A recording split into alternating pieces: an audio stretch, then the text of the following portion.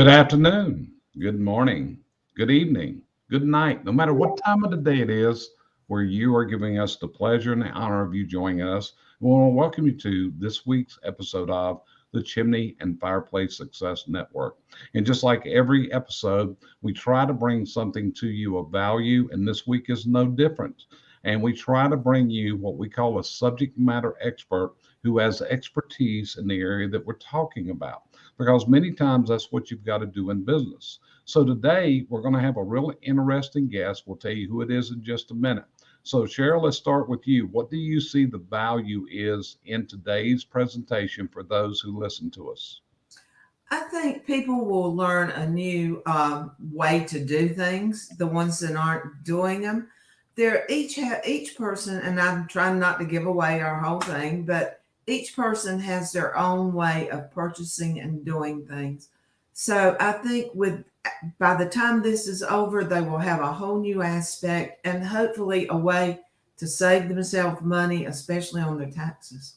There you go. So, Brandy, what's your thought process? Because let's face it, you and Jeremy have definite directions in how y'all make purchases of equipment, and it may not work for everyone. And that's what we're going to explore today, because everyone doesn't have the capabilities of possibly doing what you guys do. And we're going to talk about the benefits and the liabilities of each day. So, what's your thought process as we go into today's subject matter?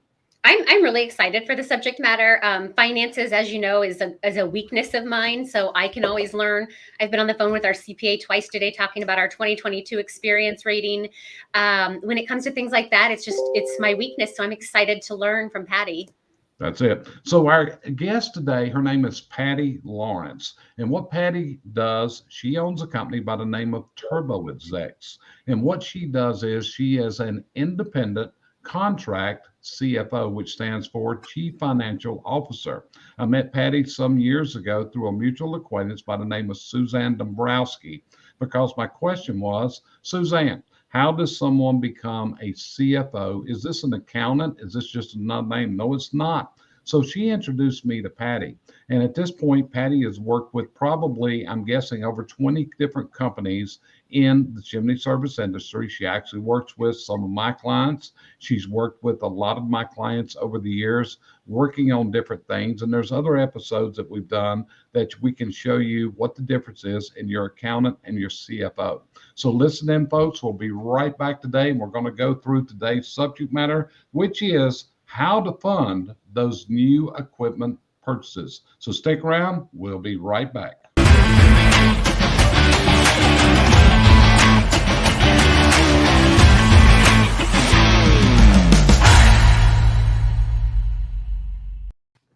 And we are back, and we're going to move Patty over in the big screen there and put Cheryl in the smaller screen. So here I sit in the middle. I got Brandy on top of me, Patty. I got Cheryl underneath me, and they vow to always keep me straight in this. So today, like I mentioned when I invited you to be here today, and I really appreciate the time. You're a busy lady, and you're giving this time today to help others as you've done in the past.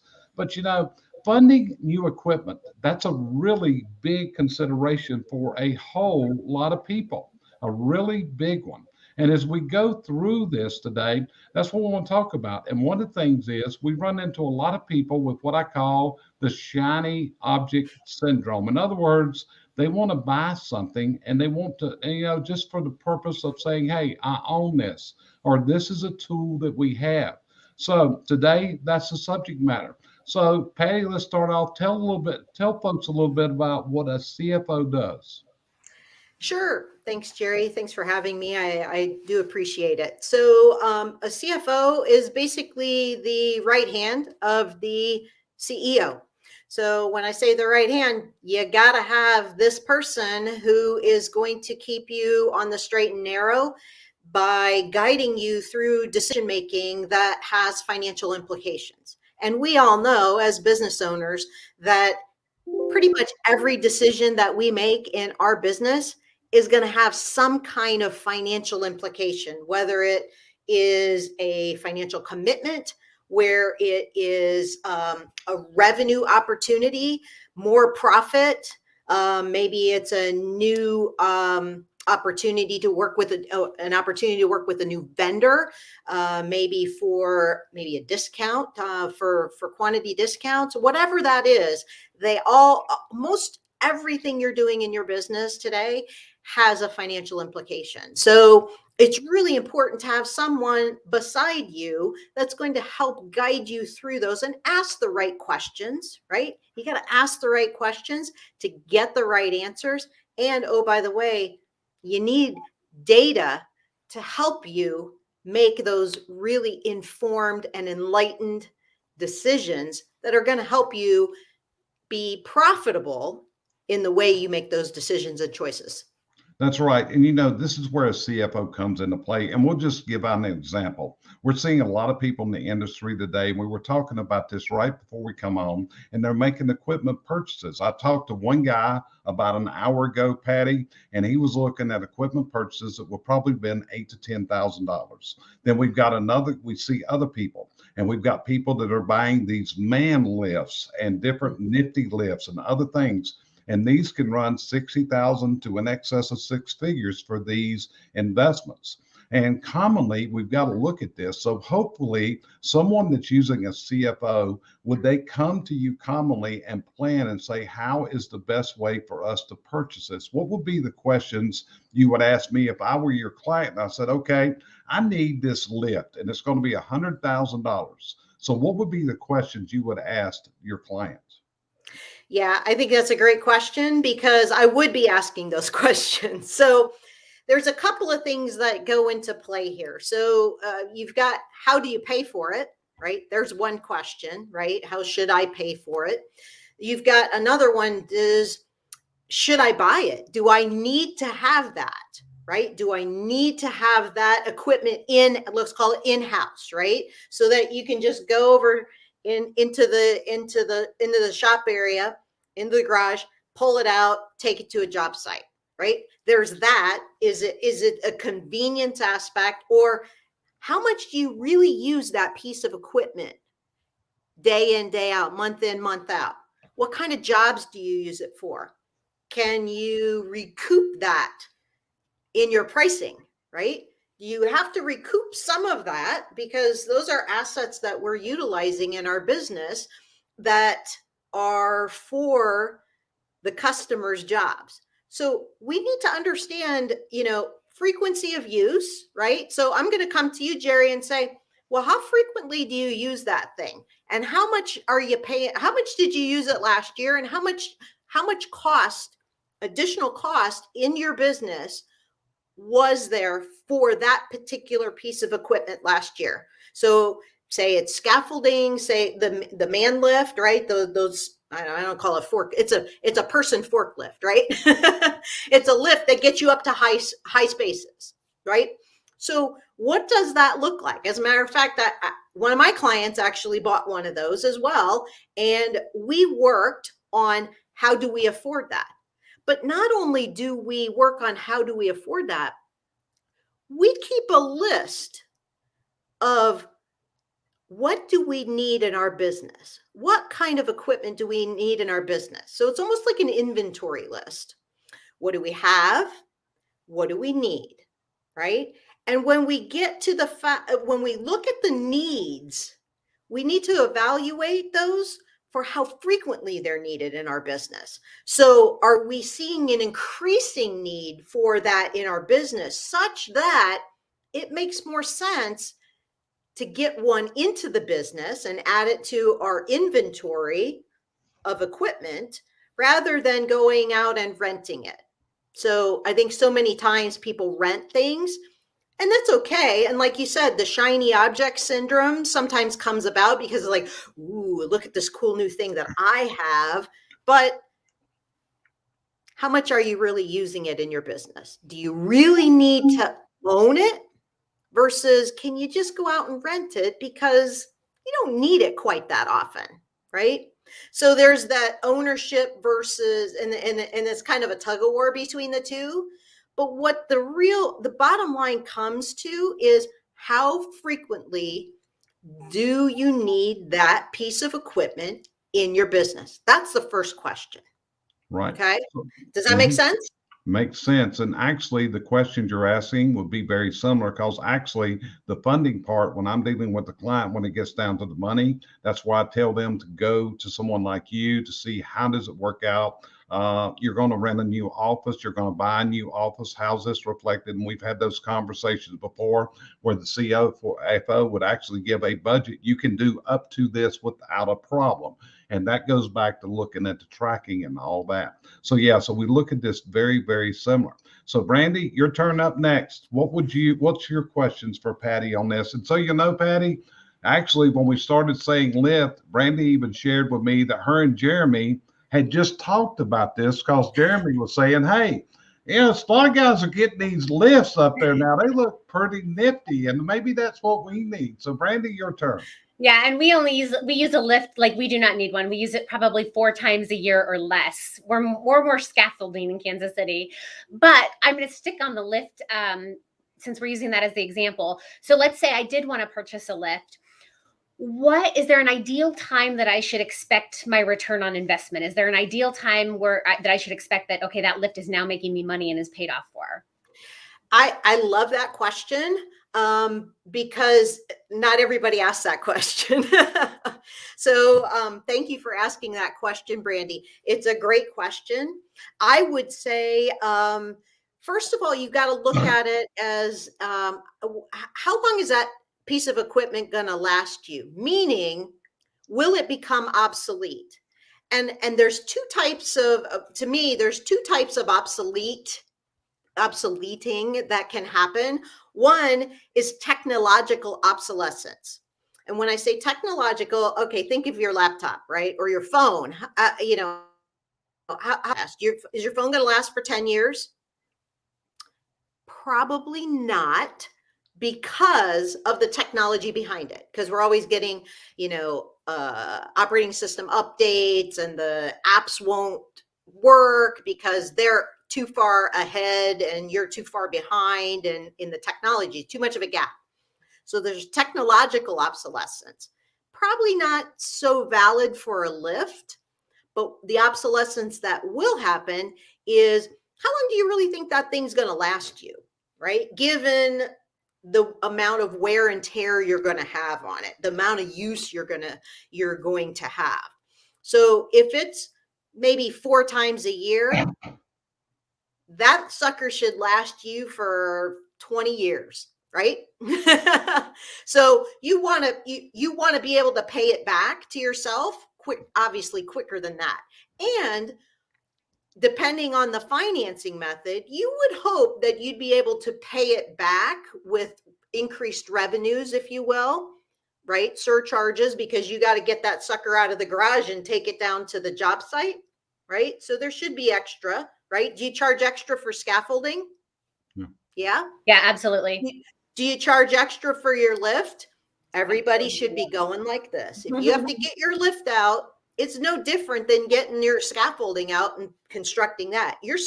That's just a different way to reach those high spots. That's all it is.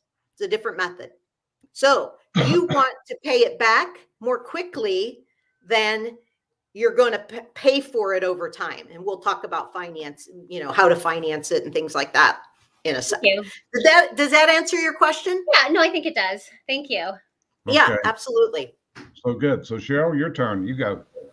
Okay, a lot of people seriously do not understand the difference in leasing and in purchasing, and what it does to your bottom line or the year end. Could you explain a little bit about that for those that don't understand? Yeah, sure. So there's two main differences between leasing and buying. Leasing is a way, it's no different than kind of leasing a car. Okay. So you're actually buying the use of a specified amount of use of that asset over time. So say you have a car that you're leasing for 3 years, and you're leasing it for, let's nice round number, 12,000 miles a year, right? So that's roughly 1,000 miles a month, and you're going to pay X amount of dollars for it. You're basically paying for the use of that asset. And that's no different than, say, leasing a lift for in this particular circumstance. But at the end of that lease term, you give it back, right? You can walk away. All right. But there are some big differences in let's call it leasing vehicle, financing vehicle versus a regular loan. Okay, so a lease usually has some terms and conditions associated with it that can have, an imputed interest rate. So it's got a level of interest associated with it because the financing company has to make some money, right? They're not in it to just, for a nonprofit. So there's that. There's also probably some penalties. So if you use it, they probably use it based on the number of hours. And like a car, it would be measured in miles. So if you're over the amount that's stipulated in your lease, there could be penalties associated with it. What happens if you wreck it? Ooh, that could be bad, right? Because that asset, you're just paying to use it. If it gets wrecked for some reason, struck by lightning, whatever, right? Bad things happen. Insurance kicks in. I don't know what kind of clauses they have, but there can be some serious financial penalties associated with that as well that you're responsible for. Because remember, you're only buying the use of the asset for a period of time, and they might, have plans for it. They probably do have plans for it to when your term is up, to lease it to somebody else. So they want it in good operating condition, other than what they would deem as normal wear and tear, right? So that doesn't mean there's a big dent in it. That doesn't mean that things don't function the way they should. It should be in good working order.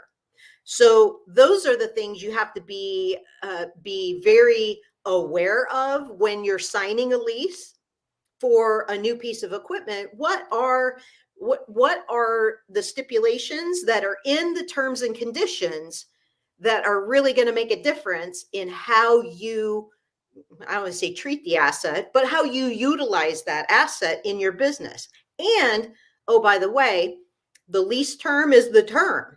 So if you decide, there's a shinier object out there that I want, it's got more bells and whistles, you might have to pay a penalty to get yourself out of that obligation to get something else. So, like I said, eyes wide open when you go into any of these agreements. Understand what you're signing yourself up for with your business.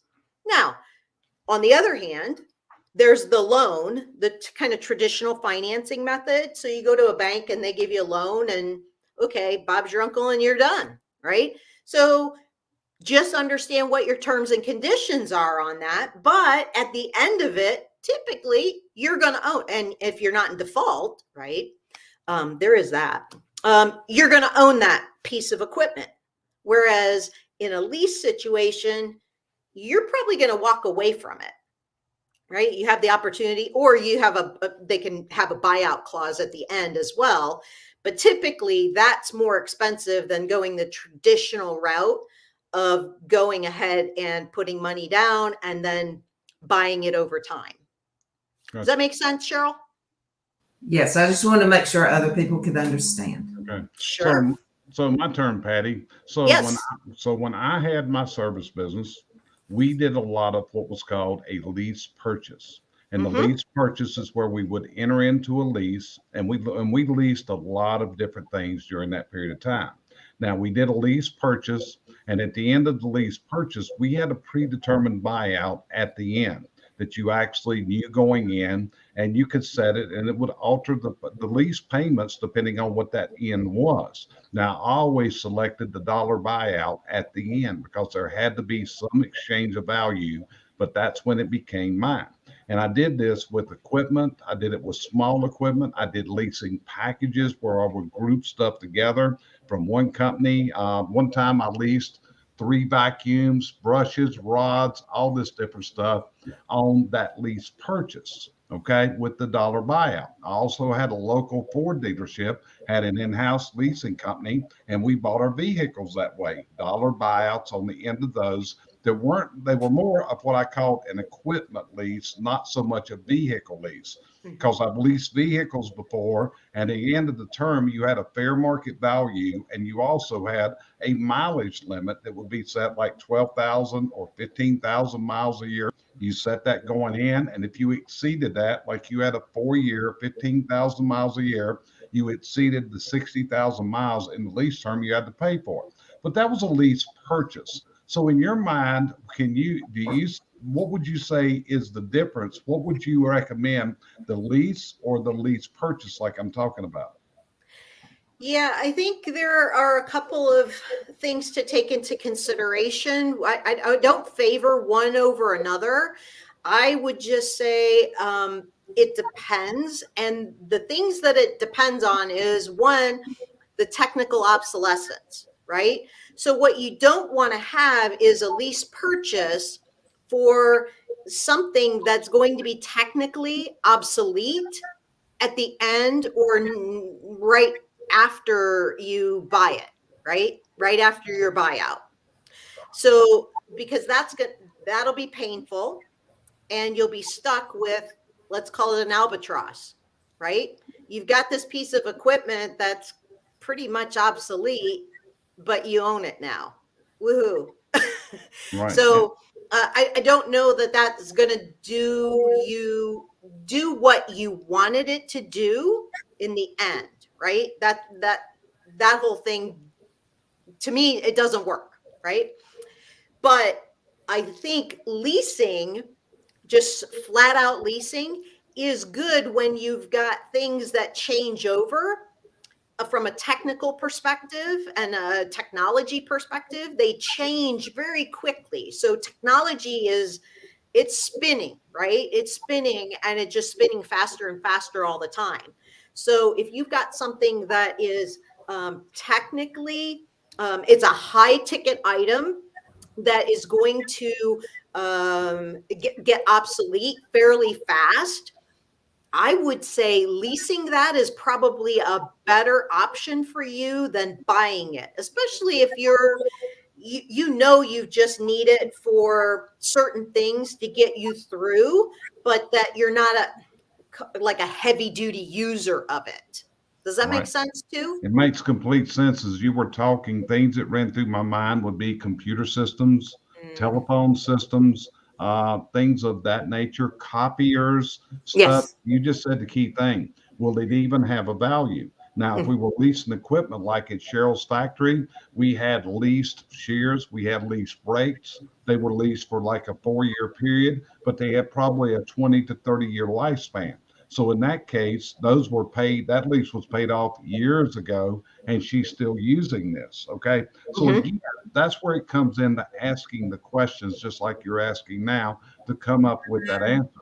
Now, one of the things that came to us was there was a difference in the taxation of this because what we had to do, if you buy it, you depreciate it. If you lease it on taxes, it becomes rent. Am I right on that or wrong?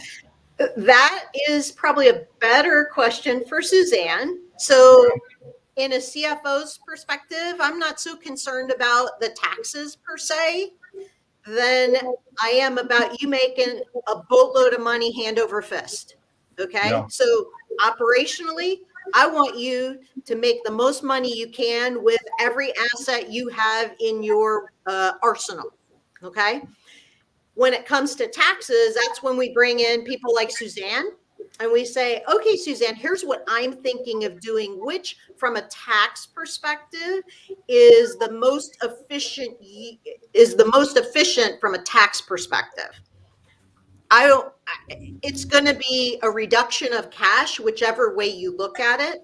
So my ideas tend to be around cash preservation because we need to have cash on hand to make cash, right? We need that fuel to grow our business. And we also need to have cash on hand to pay the tax man when it comes time in the first quarter, right? So to me, I want to make sure that every one of my clients and business owners and anybody I'm talking to make sure that they are using their cash in the most effective way and efficient way possible. Right. So, Brandy, your turn. And I'm going to warn you before I go here that Brandy and Jeremy are Dave Ramsey followers. Okay. So you understand why they look at things like they do. You're talking to Miss Ramsey as she comes on. Go ahead. I'm pretending I'm not Dave Ramsey today, though, because I know that probably a lot of our listeners aren't, and I want our listeners to get the most out of this. So if I'm a listener at home, Patty, and I'm thinking I want to buy a piece of equipment, no matter what it would be, is there a formula I follow? It's a two-part question. Is number one, is there a formula I follow to figure out if I can afford it? And number two, let's say in the case of a lift, I assume I probably need to notify my insurance that I have this new piece of equipment, and they may raise my premiums. And do I include that in the formula? Yes.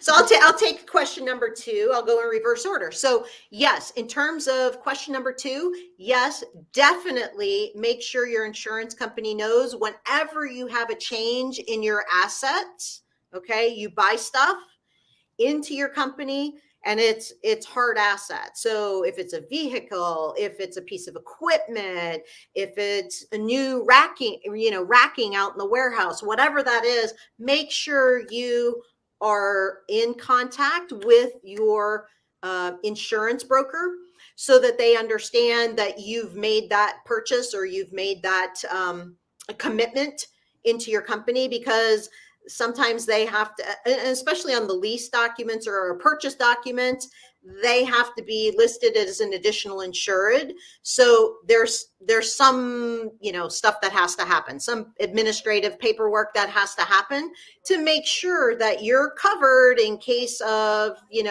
something happens that's not in a good way. So we want to make sure that we're covered at all times, and we don't have, something that comes as a surprise and, kind of puts us in a risk position from a financial and a business perspective. Gotcha. So, and then, okay, so your first question, your first question was, let me remember that. It's how do we know how we can afford it? Yeah. Yes. So part of that is there's a couple ways we can figure out if we can afford it. First of all is planning. So we can plan for purchases. Okay. Some things and I advocate for this all the time. It's squirreling away money throughout the year, right? How much is an amount that you as a business person, as a business owner, and looking at your operating account wouldn't miss on a weekly basis? Maybe $100, maybe $200, just squirreling it away, right? Mm-hmm. So how much is $100 a week? $5,200. How much is $200 a week? 10 grand. Ooh, pretty soon that adds up, doesn't it? That adds up to, maybe it's a down payment. Maybe it's a down payment on something. But back to that list, remember that inventory list? I said, yeah. Here's what we have in our business, and here's the things that we'd really like to have in our business, and the things that are going to be wearing out, right? You have, hopefully you have a listing, your listeners have a listing of their vehicles, right? Mm-hmm. Have a list. What's the mile? About semi-annually, you should be listing out, what's the current mileage on it? What's the status? How much repairs and maintenance did I have to put into each of those vehicles this year, right? And looking at that, because that's going to tell you a story. And the story it's going to tell you is, my aching back, I can't carry this load anymore, right? Some of those assets need to be replaced, right? So that's going to form a list on its own. Then you have your nice to have list, right? And you look at those two together. And that's when you should understand what you need to have on hand at a minimum for deposits, I mean, down payments, right? How much do they take down? 20%, roughly, right? Depends, because a lot of well, not this year actually, with the vehicle shortages that we've been having, but in years past, and they'll go back to this. They've had 0% financing. 0% financing on some of those utility trucks. Now, it's not happening this year because of the shortages of chips and whatnot and supply chain issues. But mark my word, that day will come back when we will be in that position. And all you'll be doing is laying down that down payment for cash, because your monthly payments will now be matching up with what you're earning off of that vehicle or off of that piece of equipment. And that's how you're actually paying for it over time. It's not like you're out of pocket anything. You're not out of pocket. You're earning it with every job you do. A piece of every job is going to pay for that piece of equipment or that vehicle. Very good. Thank you. Okay, Absolutely. Cheryl, your turn. Turn your mic on, Cheryl. Mike, there you I'm go. working on it. It decided it didn't want to cooperate. It's working on tomorrow's the weekend. You must have a Sticky. lease. Maybe you got a lease mic and its technology is taking over. Let me tell you, technology has not been my friend today. Okay. And so with that, now I may be a little confused here. So Patty, you just reach out and pop me if I get way off track and put me back on. Okay. If I understand right, the leasing of a vehicle would be kind of like me. I pay lease on the building I'm in. It's a monthly expense, where if I purchase it, then it prorates out over a number of years for the value of. Where should somebody look at is that being a decision maker for them, or is it not a decision maker? I think there's a couple of different ways you can go about that. One is maybe the tax impact, maybe. The second is the total cost, right? So I call total cost of ownership, right? So you can look at the total cost of ownership over a lease, the lease that you're going to get versus if you're going to buy it. Right? If you're going to buy it, and I want to say it's a buy and hold type scenario where you would actually go to the dealer, put money down, and then pay for it for the next 3 to 5 years. Or you lease it, and that, from a technological standpoint, that's the high tech stuff. To me, that is a no-brainer category to actually lease. Vehicles are a little bit different in that it depends if you're buying it used, you're typically not going to lease it, because I don't think they have lease arrangements for used. Usually it's going to be a buy situation because it's already been used, right? It already started out with somebody owning it, and now you're actually the second owner. Usually a lease is for let's call it the first user of that specific vehicle. So to me, there's a tax difference between owning and leasing.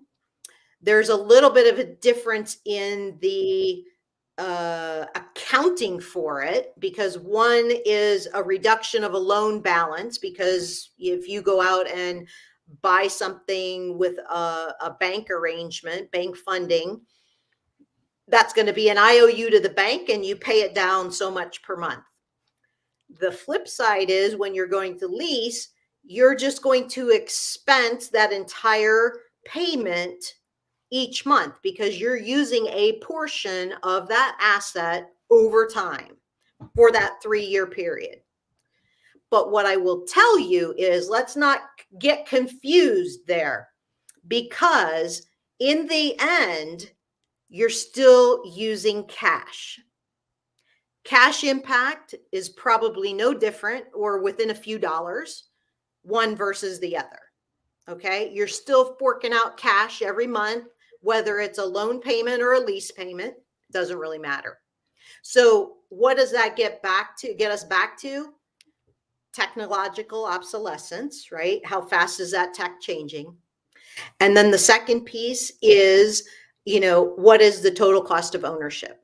Is it going to be more expensive to lease it, or is it going to be more expensive to actually buy it? You can, and that's where people like me come in handy, because we can do the math. Or, just ask for that. There's nothing that says you can't ask the person, the entity that you're working with, say, hey, if I lease this, what would this cost? Oh, if I buy this, what would this cost? Right? And let them do the work for you, right? They'll present you numbers and, well, hopefully, right? They'll present you numbers, and then you can make the decision that best suits where you are in your business and what your cash flow requirements and obligations are. Okay. Does that answer your question, Cheryl? It did. Okay. So, Patty, here's another scenario. And this goes back to a guy by the name of Tom Grandy, company Grandy and Associates. And Tom has coached and counseled and taught a lot of people about their numbers and how to set their prices for a profit. He would actually do a lot of classes, and he's actually sold the business and retired now, but Grandy and Associates still very good company that gives a lot of advice in the contracting world that we deal with. So the Grandy principle was that when you set your pricing, you always included in the cost of replacement equipment. In other words, you would compute, okay, you've got a van, in 3 years, you're going to have to replace it. So at the time you started putting this money into reserves over this 3-year period. So when it was time to buy, you had already charged that money up to this point from your pricing. What is your thought process on what I call the Grandy Principle? Yeah. The Grandy Principle sounds a lot like depreciation. So whatever amount you are depreciating your assets over that period of time. So say it's a vehicle and you think it's got about a 5-year life in your business, the way you utilize it, because you're driving it all over the place, right? Then that's what you want to do, is you want to take that, $50,000, divide it over 5-year life, right? Roughly. So that's about $10,000 a year. $10,000 a year you should be, quote, setting aside for the purchase, the replacement of your fixed assets. Okay. So, Brandy, I would say the way you and Jeremy operate, that y'all put money into reserves, and you are actually, that's why you guys, if you need a new truck, you need that sheet metal brake, Jeremy, you or Jeremy writes a check for it. So, what's your next question? So, my next question is, so let's say there's a scenario, because we know there's this shortage on vehicles. So let's say there's a scenario where, like, we're having trouble finding a certain van right now. If we find 3 of them at once, but we only really technically need 1 right now, do you think we should go ahead and purchase all 3 if we can afford it? Because we may hire people in the future. And so then we'd have those 2 ready to go, because who knows when we're going to be able to get them. Or should we just buy the one that we need right now that we know is going to be out on the road making money? So if it were my money, I'd be buying 1. Yes, I know they're difficult to find, but I am a believer that it depends what your timeline is as well. Because if you don't need them within the next 12 months, which is about when they say we're going to be cycling out of this particular supply chain issue, then I would say 1 will do. If you have the money sitting around, I can't. Yeah, it depends. Again, what's the timeline looking like? So if you think you're going to need all of them within the next 12 months, buy them. But if you don't think you're going to need the other 2 within that next, plus, and then you also have to hire for that, right? So you got 2 issues concurrently, right? You got to find the wheels for them, right? Find their home, and then find somebody to live in the home, right? To actually do the work. So, I mean, those are two pretty hefty hurdles to get over, right? It's a tough enough task to find one, but to find three that are going to be ready to rock and roll right out of the blocks, more power to you, Brandy. I say, go for it. Thanks, Patty. Yeah. Okay. So Cheryl, you got another one? Just more of a comment.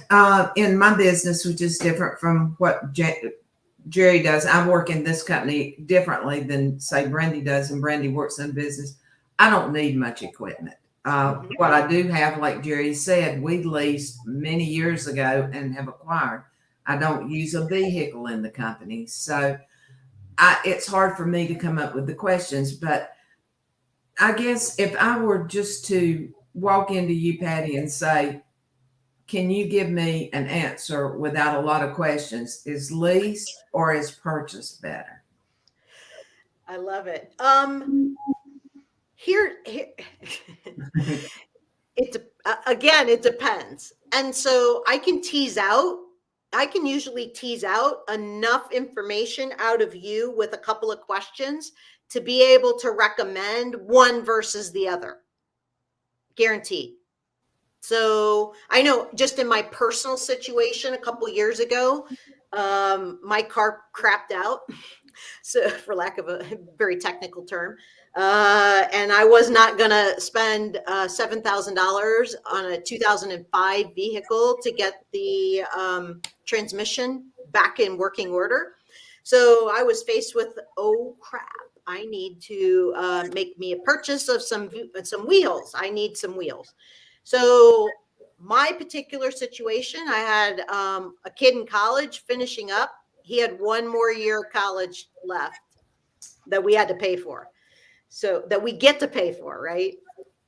And I decided I didn't want to bite off a huge down payment to buy down my payments and whatnot. So I leased. This is the first time ever that I leased a car.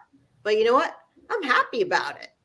I'm happy about it. I think for me, for our situation, I made the right choice at that particular point in time because I could walk away from it at the end if I didn't like it. I could do the things I needed to do, and it suited us. So, like I said, Cheryl, if I could tease out a couple answers to a few questions, I could probably figure out what you need, where you need to be with that from a decision-making standpoint. Well, I know that was a loaded question on here, but I'm sure there's a lot of just regular homeowners that'll be viewing this that don't have these huge purchases. And so I wanted to get a little personal concept in there. Yeah. Okay. So Patty, and this is going to be our last round of questions. Each of us is going to ask one more here. So here's mine, and I'm going to go back and I'm going to use Cheryl's manufacturing business, IBD Outdoor Rooms, as an example. And in her fabrication shop, she has a hydraulic brake, okay? And probably to replace that's about a $45,000 to $50,000 expenditure to replace that brake. She also has a hydraulic shear that's going to run close to the same cost. Now, these units were leased. They were bought out at the end on the dollar buyout, and now they're operating and doing good. Now, what does she look for? Because it's the same thing in the chimney business, because we have chim scans and cameras and vacuums. What does a person start looking at to say, it's time to replace this? It's costing us money to keep it. In her case, we'll say that she started having massive breakdowns or repair bills running up. What's the guidance that a person should use to say, hey, it's costing us more to keep this than it would to replace it? Right. So if you start looking at your maintenance records, which is where you would glean this information, right, for the repairs and maintenance, maybe you have to have a service guy come out, weekly, that you're paying for because it's going on the fritz so much, right? It's losing its hydraulic pressure, it's whatnot, it's malfunctioning. If you're spending more in repairs than you would spend on a monthly payment to buy new, that's a clue. That's a clue that you should be starting to, well, hopefully you would have started to look for something newer. Yeah, is it going to cost you more? Yeah, probably. If you've had that buyout model for 20 plus years and it's done, it's done the job it's had to do. If you take that and look at that cost, yeah, it's probably going to be more buying new now, especially with the inflation that's we're kind of under right now. But you got to have it, right? It's integral to your business. You can't function without it. So you're going to have to make some hard decisions, but the tipping point, Jerry, is back to your numbers, right? Is back to how much are you spending on the repairs and maintenance side of that versus how much would a monthly payment be running you?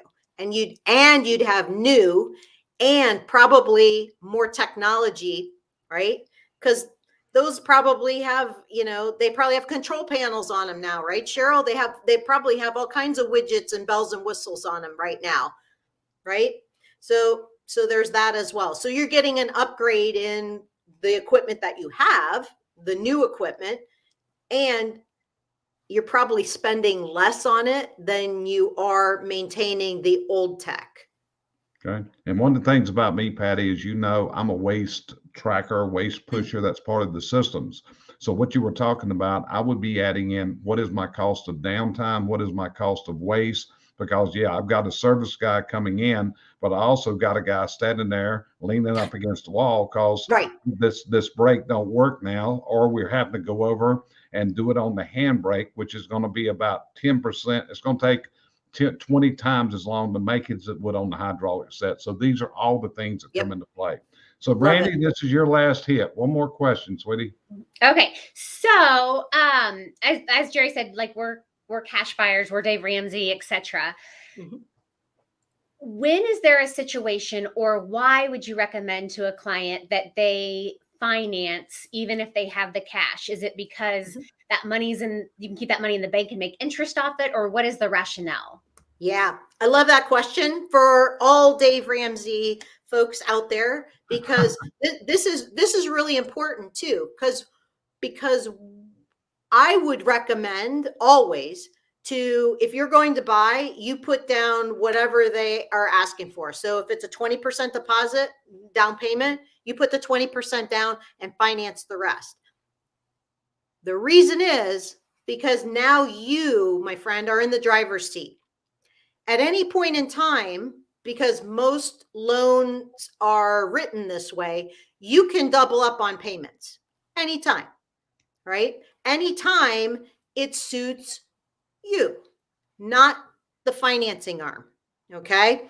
The other thing it allows you to do, it allows you to be more cash liquid. And when I say cash liquid is the abundance of money readily available for whatever opportunity might present itself. So let's say an opportunity comes to buy a competitor or a small piece of equipment, or it could be anything, right? Could be anything. If you don't have the cash available, you don't have options. You can't take advantage of that. You can't even consider it. It's like, oh, geez, could have had a V8. No, you can't have a V8 now because you just you let go all that money all at once. I call it the great sucking sound. It's out, right? Now there's a big void in your business and you have no ability to take advantage of opportunities. So that's why I say, go ahead and finance it. It's not going to hurt you one bit. And interest rates are really low right now. So, the cost of doing that is pretty low. And it gives you the ultimate in flexibility and it builds your credit to stellar proportions. I will tell you that. So those are all the reasons that I see using that, that I recommend that to clients, non-clients, anybody who will listen to me, basically. Thank you, Patty. Okay, Absolutely. Cheryl, your last question. Okay, mine. I'm going to give you a chance. I'm sure there's a question that we should have asked. Is there one that you can think of that you would like to respond to? I would say always keep, and I talked about kind of taking an inventory of things that are in your business, not only the assets that are in your business and kind of keeping track of that, but also what are the needs of your business? Probably once a quarter as business owners, we should be kind of, let's call it sitting with ourselves and thinking great thoughts, right? Don't think about mixed groups. Don't think about anything else. Think about you and your business and where you want to take it, right? And if you're in the first, second, or third quarter of the year, think about, okay, what were my plans at the beginning of the year? What was I thinking at the beginning of year directionally for my company? And then think, what do I need to get there? What kind of things do we need? Resources, people, asset purchases, equipment, you name it. Computer systems, phones, whatever it is. What are those things that are going to allow you to level up, right? Next level stuff. And keep a list of that, because you never know when it's going to, go on sale, or you never know when you're going to need to, that just blew a fuse, right? That just went kaput. We need a new one, and we need it now. Do we have the means to do that? But I say start with the list, right? Have that list available, because that's how we're investing in our business. That's how we're investing in our business to make it better, right? We can serve more clients. We can hire more people. We're expanding. But we're also setting aside money, right? It's that squirreling away. So in lockstep with keeping that list of what's going to get us to the next level is also setting aside, right? Squirreling away a little bit. What doesn't hurt, right? What you don't even notice that amount, right? Brandy, you probably know what I'm talking about. You just like, boop, there it is. Boop, it goes. It's just automatic, right? It automatic. You don't even notice it. But then at the end, right? $200 a week. Wow. That's some money, right? All of a sudden, have you been looking at my Amazon account? I feel like you've been looking at my Amazon account. I just think there are ways to do it that it doesn't hurt. It doesn't have to hurt. I mean, there's no way that you want to, sign up for, oh my God, I need $50,000 right now. Well, you know what? You could have had a chunk of that already, right? Because of just a little bit, I'll call it a little bit of discipline, right? Nobody likes that D word. That's a bad word. Discipline, it's bad. Well, it actually isn't, because it's going to help you. It's going to help you achieve your goals and be successful. So with that, I'll hand it right back to you. Okay. Answer your question. Okay, Patty, we're going to end this. There's two terms I have heard you say, and I want you to explain your advice. And this is when we have talked to clients jointly. Number one is your reference to garbage in, garbage out in regarding their financial record keeping. Number two, you've made the statement, and in there, cash is king. I want you to elaborate on those two communications that I've heard you say many, many times. In fact, that garbage in, garbage out, I hear it every time you talk to a new client.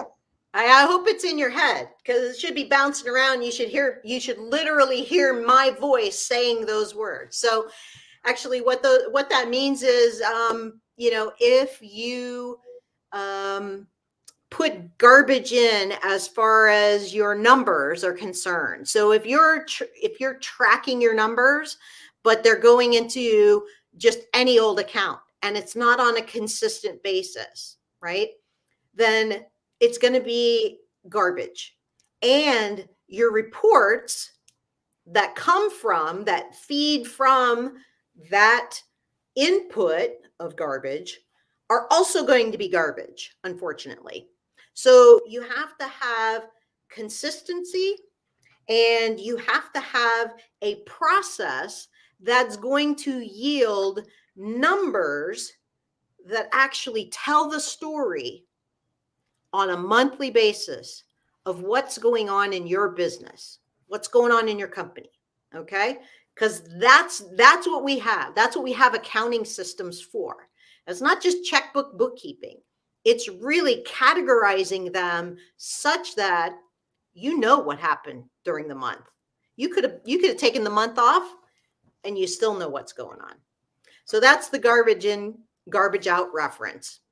The other one was Cash is king. Cash is king. Cash is always king. So you may see a P&L statement, which is your profit and loss or income statement, and look at the bottom line, and there's a number there. Okay. That's great, but there are things that don't show up on that P&L. Things like we talked about earlier, loan payments, distribution. So if you're taking money out of your business on a distribution basis, as well as W-2 income, okay, we know what those are. They're checks that says draw, right? Member draw, or shareholder draw. Or you're paying for things like vehicles, like a loan. You're paying yourself rent. Rent actually goes through the P&L. Oh, maybe you have a mortgage for your business. Your business owns your building. Okay. That's cash flow. All of those items I just mentioned are cash flow items. You won't see them on the P&L. Okay. Well, why does that matter, Patty? Well, because a lot of people are so focused, singularly focused on their P&L, that they miss the fact that they've got those other cash outflows. And when we have those cash outflows, we need a P&L that supports, that generates enough money to pay for those obligations. Okay. So to me, the more cash we can bring into our business and the better we manage that, the better off the whole organization is. So to me, cash is what we should focus on, not necessarily that P&L. What's our cash flow? What's our positive cash flow? What is the cash we get to keep and reinvest in our business or pay bonuses out? It doesn't matter what it is. Cash is king, or queen for me. I love it. Okie dokie. Well, hey, Patty, I want to really appreciate you taking time out of your afternoon here. Tell folks how to get in touch with you if they're looking for someone like you to assist them in their business. How will they contact you? Sure. There's a contact form on our website, turboexecs.com, or you can always find me on LinkedIn. I'm pretty active on LinkedIn, so you can message me out there through LinkedIn. I'm on Facebook too, but not as active as I am on LinkedIn. Gotcha. And also, you see my email address up, and I'll be glad to pass an email to Patty. If you send it to me, I'll be glad to get it forwarded to you. So, Patty, you've worked with right now, how many companies in the chimney industry have you worked with at this point in your career? Yeah, we're over 24 at this point. So, yeah, and some of them on Service Titan, some of the early adopters on Service Titan, some of them adopting now or adopting QuickBooks Online. So we're having all kinds of fun. Love it. Gotcha. Okay. Well, folks, we appreciate you tuning in today. This was Patty Lawrence. Her company is Turbo Execs. And with this, Our podcast, our broadcast podcast is sponsored by CBC Success Group. And our role, our function is to assist people just like you to get to their business dreams. We help you turn your business dreams into your business realities. In fact, that's where Patty came into the industry. Like I said, some years ago, I got introduced to Patty, and then I started introducing her people in the industry. And now maybe you can just about sweep a chimney at this point, Patty. I don't know. Maybe you know enough about chimneys. We can put you out on the ladder. You think so? No, I don't think so. I hire that one out too. There you, I have a very good chimney sweep in my area, and he does an awesome job. His there people you do. go. That's it. So again, what you're looking for is someone like Patty helps you make a plan to move into the future. And just like I said, she can answer some questions. I think, Brandy, you got some answers, some questions that will help you today. Cheryl, you got some answers to questions. I got some answers. So we're ready to prepare forward. We invite you to join us next week. We have a special guest next week also, and this one will be really this was going to be something else, to be honest with you, because we're going to have a gentleman that's going to talk about what it's like to suffer a fatality in your workforce. His name is Clay Lamb. So about 12 to 14 years ago, he had a worker that was killed on a job site due to an electrocution to scaffolding. So Clay, for the first time, is going to share this story of what it feels like emotionally, mentally, everything you go through with this. So be sure and join us next Friday afternoon for our next broadcast of the Chimney and Fireplace Success Network. And with that, we'll end this broadcast. We'll see you next time. And we appreciate you giving us the honor, the privilege, and the pleasure to be with you this afternoon. See you next week, folks. And we appreciate you being with us very